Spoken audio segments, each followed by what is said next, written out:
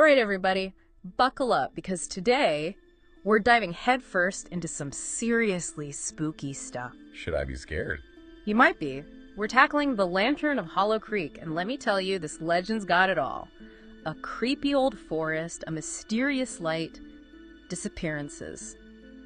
The works. Okay, you've definitely got my attention. Lay it on me. What's the story? So picture this. It's been over a century, right?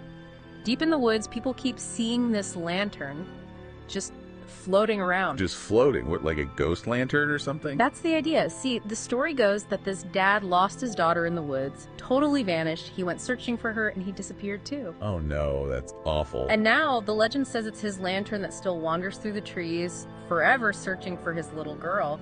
But here's the really creepy part. They say if you get too close, the light just vanishes. Whoa, hold on. That sends shivers down my spine. You said this legend is, like, centuries old.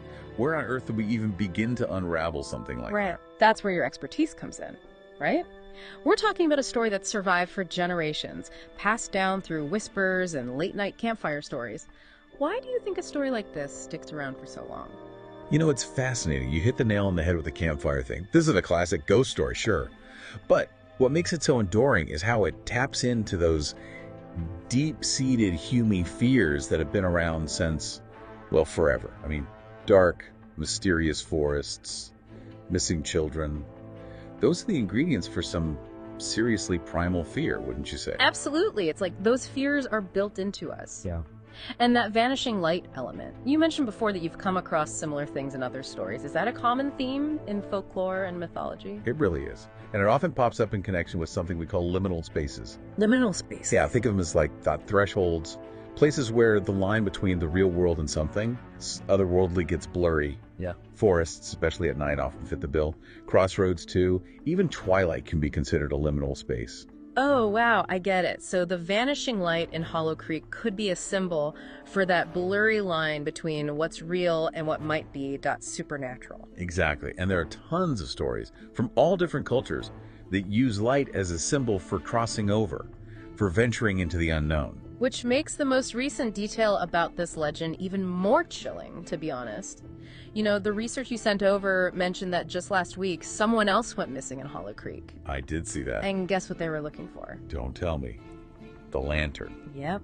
And they haven't been seen since. It really makes you wonder about the power these kinds of stories have, you know? No kidding. It makes you question, is it a warning? Or just a way to cope with our fear of the unknown? I mean, let's be real. Forests can be dangerous places, even without a ghostly lantern floating around. That's true. And speaking of more stories, you mentioned something called Chronicles Untold in your notes. What's that all about? Oh, it's this amazing collection of legends from all over the world. It's got everything, vanishing lights, mysterious creatures, you name it. Okay, we need to get our hands on that. We should. It'd be fascinating to see if there are any other mentions of similar lights and how different cultures interpret them. Right. And to see how those stories reflect different cultures' fears and anxieties about the unknown.